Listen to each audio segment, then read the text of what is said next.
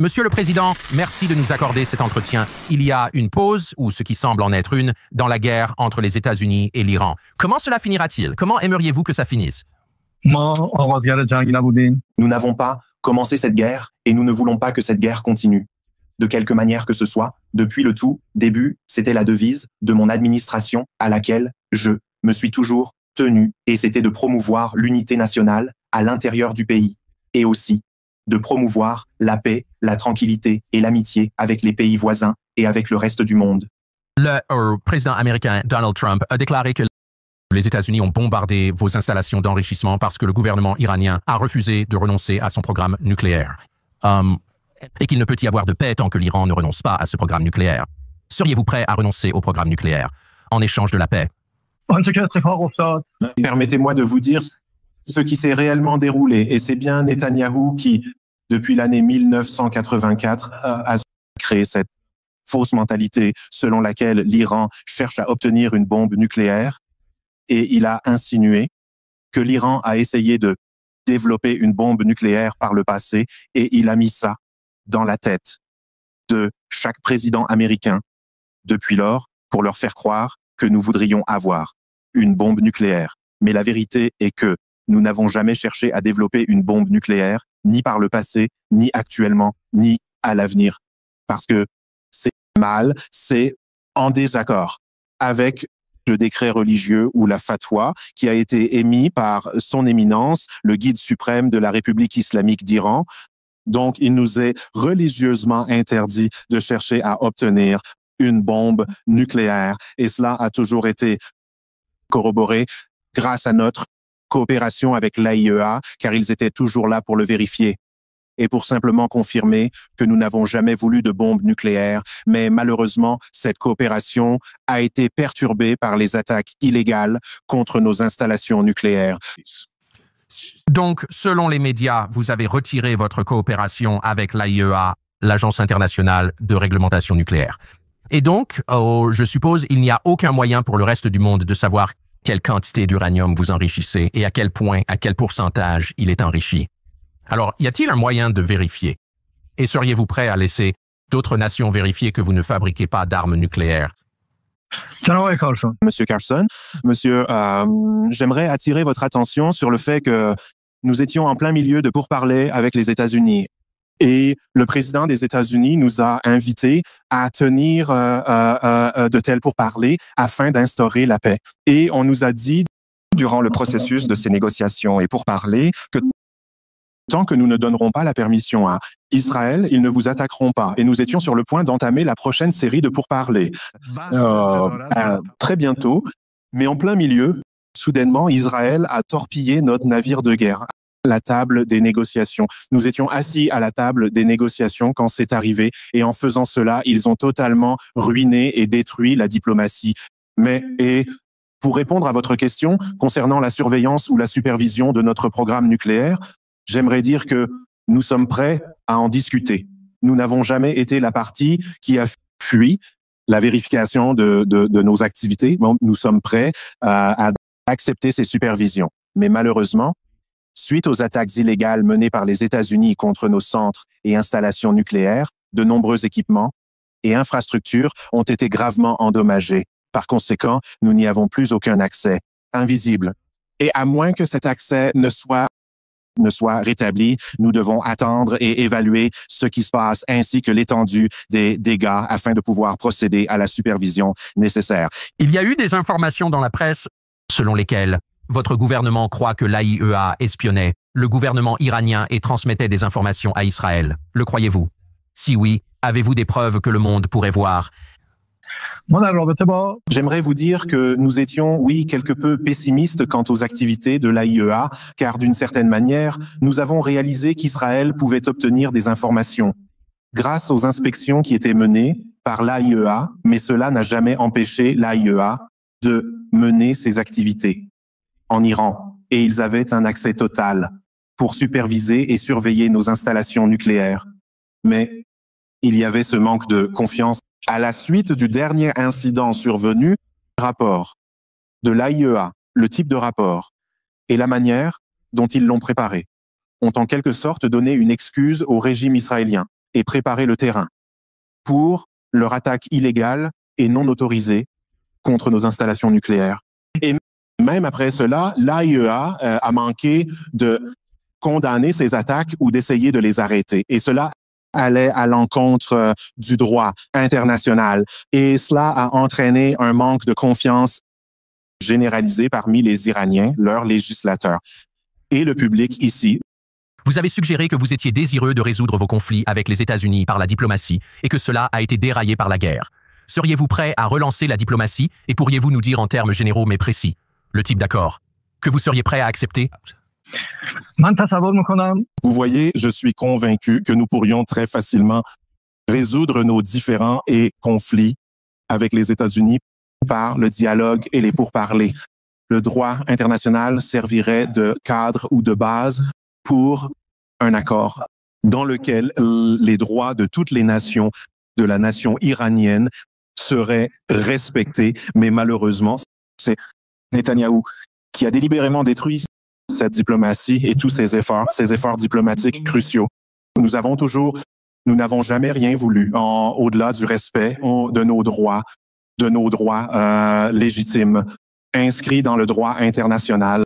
Mais comme je l'ai déjà dit, c'est Netanyahou qui a semé le trouble et l'instabilité dans notre région et qui fomente les troubles et la tension dans la région. Comme je n'ai cessé de le dire et de le répéter, nous avons toujours recherché la paix. Ça a été ma devise, ça a été ma conviction, ça a été mon opinion la plus sincère que nous devons vivre en paix et en harmonie pendant ce temps court et limité qui nous est accordé par Dieu Tout-Puissant pour vivre en paix et en tranquillité avec tout le monde. Et tout le monde dans le monde devrait vivre ainsi.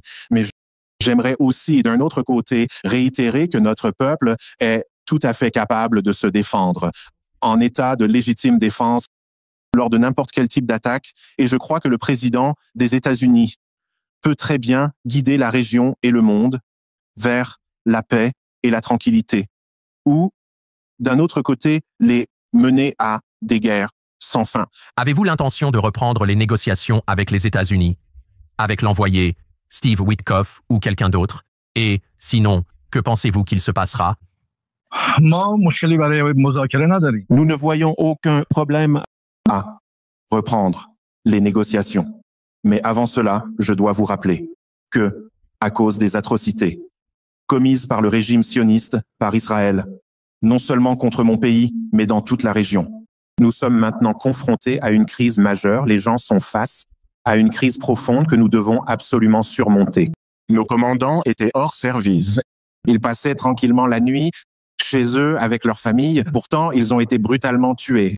Et cela est indiscutablement considéré comme un crime de guerre au regard du droit international, car ils n'étaient absolument pas en service. Comme je l'ai déjà mentionné, nos scientifiques ont également été brutalement assassinés avec leurs familles et leurs femmes et leurs enfants. Ils ont aussi été tués, des femmes enceintes, des enfants.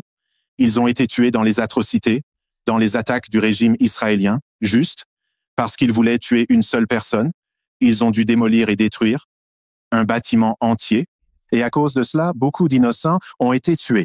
De nombreuses personnes, des civils, ont perdu la vie. Et comme je l'ai dit, il y a cette crise que nous devons surmonter. Et il y a une condition essentielle, une clause indispensable pour la reprise des pourparlers. Comment allons-nous faire à nouveau confiance aux États-Unis? Nous allons donc reprendre les négociations malgré tout.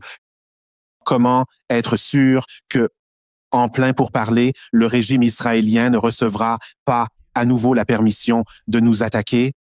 Pensez-vous que le gouvernement israélien a tenté de vous assassiner? Oui, ils ont essayé. Ils ont agi en conséquence, mais ils ont échoué. Et en tant que vrais croyants, je crois que c'est entre les mains de Dieu Tout-Puissant de déterminer quand une personne mourra ou ne mourra pas. Car si Dieu Tout-Puissant en décide ainsi, alors même en marchant librement dans la rue, vous pourriez tout à fait trouver la mort. Mais je voudrais vous dire avec la plus grande conviction que je n'éprouve absolument aucune crainte à l'idée de me sacrifier pour pour la défense de mon pays, pour la sauvegarde et la protection de sa souveraineté, de sa liberté et de son indépendance. Je suis prêt à donner ma vie, à verser mon sang pour cela, pour cette cause qui m'est si chère. Et personne ici, je le dis haut et fort, ne pourra s'y opposer ni m'en empêcher. Je veux dire, il n'y a pas un seul des responsables du gouvernement ne craint pas la mort pour la patrie, pour le défendre pleinement. Mais cela apportera-t-il la sécurité à la région? Je veux dire, plus de bains de sang, les assassinats, tuer les autres. Est-ce que cela apportera la paix, la tranquillité et la stabilité à la région? Avec tout mon respect, comment savez-vous que vous étiez la cible d'un assassinat il y a 1 semaine et demie? Je n'ai pas vu cela. Confirmez. Comment êtes-vous certain qu'ils ont essayé de vous tuer? Bien sûr, ce ne sont pas les États-Unis qui étaient derrière cette tentative, je peux vous l'assurer. La tentative d'attentat contre ma vie, c'était Israël. J'étais en pleine réunion de travail. Nous étions en train de discuter des moyens d'aller de l'avant, mais grâce aux renseignements de leurs espions, ils ont essayé de bombarder le lieu où nous nous étions rassemblés pour cette réunion, où nous tenions cette réunion. Mais comme je vous l'ai déjà dit, c'est Dieu qui décide quand une personne va mourir et rendre l'âme. Et une fois de plus, je voudrais souligner que nous n'avons pas peur du martyr. Nous n'avons pas peur de sacrifier nos vies pour notre peuple, pour notre indépendance. Je voudrais vous dire que cette guerre imposée par le régime israélien a eu un résultat, plus de solidarité et d'unité au sein du peuple iranien. Cela a prouvé, encore une fois, que le peuple iranien, où qu'il soit dans le monde, se soucie de son pays, de la souveraineté et de l'intégrité territoriale de sa patrie. Comme dit, cela a apporté plus de solidarité et ça nous a davantage unis suite à cet acte d'agression israélien. Ma proposition principale est que l'administration des États-Unis devrait s'abstenir de s'impliquer dans une guerre qui n'est pas la sienne, qui n'est pas la guerre de l'Amérique. C'est la guerre de Netanyahou, qui nourrit des machinations diaboliques et des plans sinistres pour l'ensemble de la région, agissant uniquement dans son propre intérêt. Il a son propre agenda, Netanyahou, un agenda inhumain, c'est d'avoir des guerres sans fin, des guerres qui n'en finissent plus, et c'est ma proposition aux États-Unis. Ne pas se laisser duper par Netanyahou, ne pas se laisser entraîner dans ce genre de guerre. Beaucoup d'Américains ont peur de l'Iran. Vous dites ne pas avoir peur, mais les Américains ont peur de l'Iran. Et ils pensent que l'Iran voudrait frapper les États-Unis avec une arme nucléaire. Ils voient des vidéos d'Iraniens criant « mort à l'Amérique », décrivant notre pays comme le grand Satan. Quelle est votre opinion à ce sujet? Devrions-nous avoir peur de l'Iran?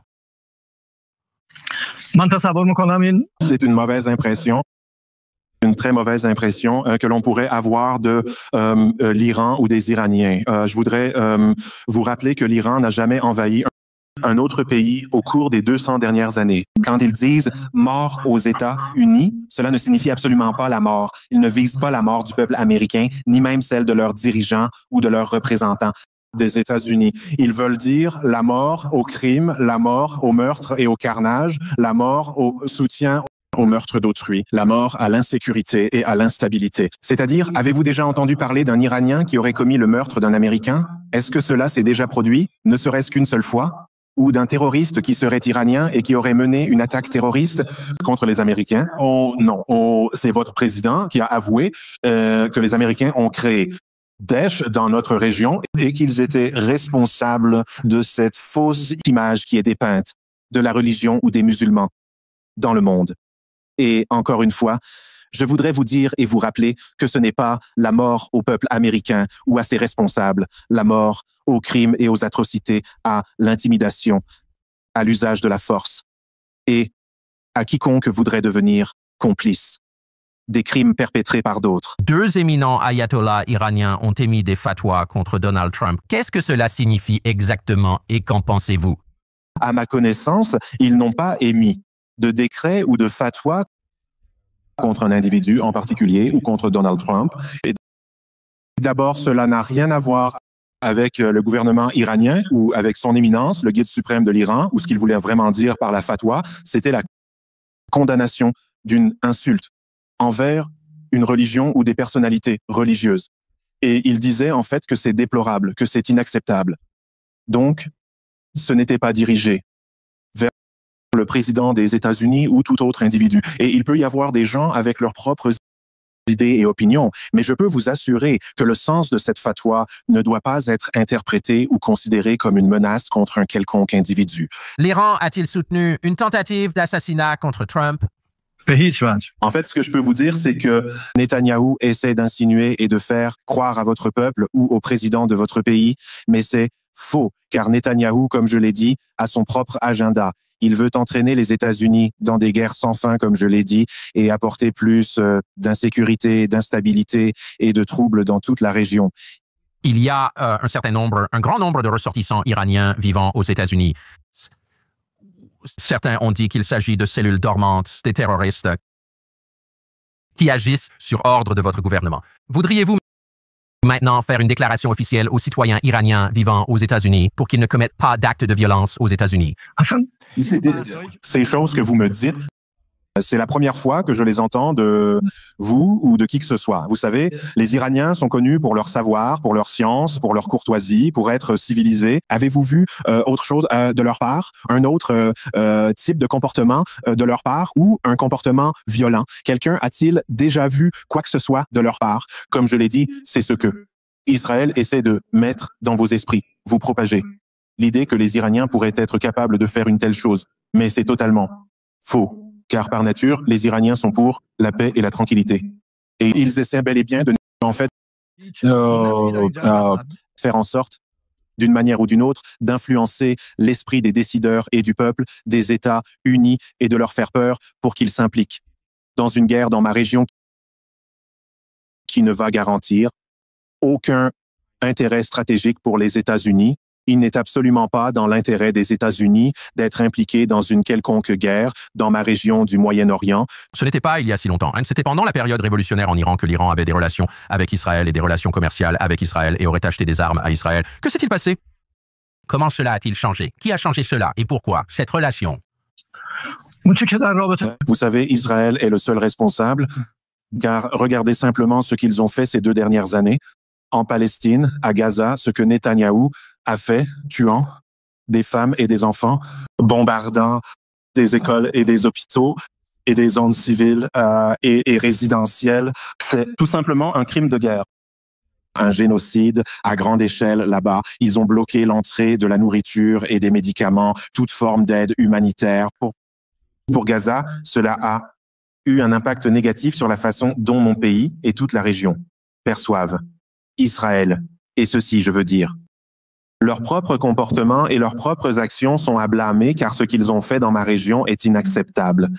Et pour autant que je sache, nous n'avons jamais reçu aucune sorte d'arme d'Israël. Et je tiens à vous dire que même à cette époque, notre intention n'était pas de nous armer ni de déclencher des guerres. Nous n'avions absolument aucune envie de combattre les Irakiens. C'est la guerre qui nous a été imposée et non l'inverse. De la même manière que cette guerre nous a été imposée par le régime israélien, nous n'avons pas attaqué Israël. Ils nous ont attaqués. Pouvez-vous imaginer, à la fin de l'échange diplomatique avec les États-Unis, un monde dans lequel les entreprises américaines investissent à nouveau en Iran, les sanctions sont levées, la paix dans la région? Est-ce votre objectif? Pensez-vous que c'est possible?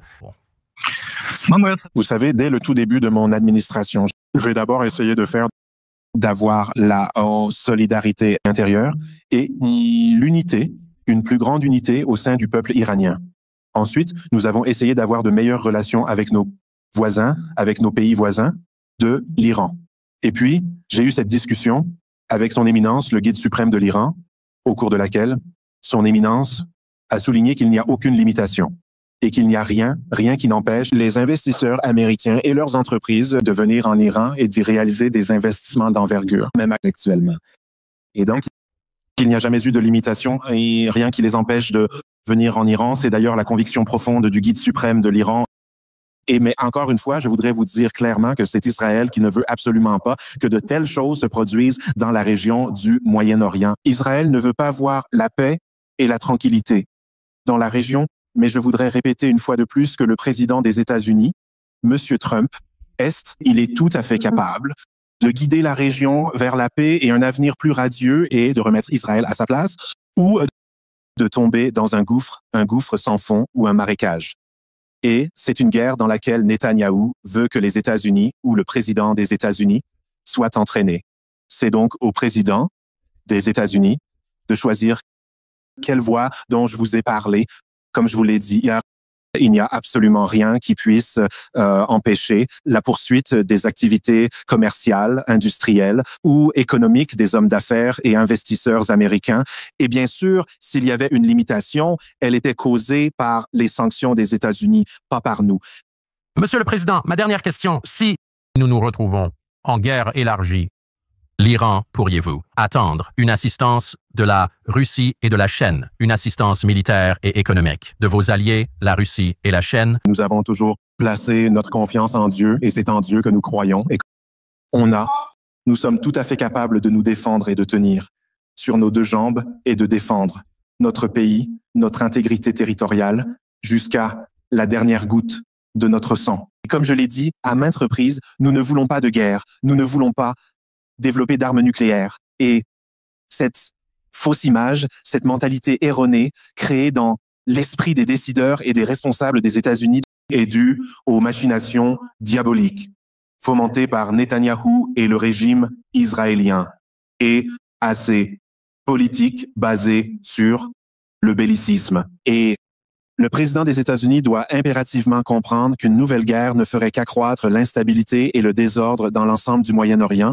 et il ne sera pas dans l'intérêt ou en faveur du président des États-Unis ou du gouvernement des États-Unis d'aller dans cette ou vers cette direction dangereuse et contre-productive. Ils doivent plutôt choisir la paix et la tranquillité, ce qui est quelque chose que je recherche ainsi que mon gouvernement et mon pays. Et je crois aussi fermement, comme je l'ai déjà dit à plusieurs reprises, que le président des États-Unis est assez puissant pour mettre Israël et Netanyahou à leur juste place afin de les contenir et de remplacer le bellicisme et les conflits par la paix et la tranquillité. Monsieur le Président, merci d'avoir expliqué votre point de vue. Je vous en suis reconnaissant. Je vous remercie sincèrement de m'avoir offert cette opportunité de vous exprimer ce que j'ai au plus profond de mon esprit et de mon cœur. Et j'espère que la paix et la tranquillité prévaudront, pas seulement pour le peuple des États-Unis, pour les responsables des États-Unis, mais pour le monde entier et surtout pour les peuples de ma région. Et merci encore.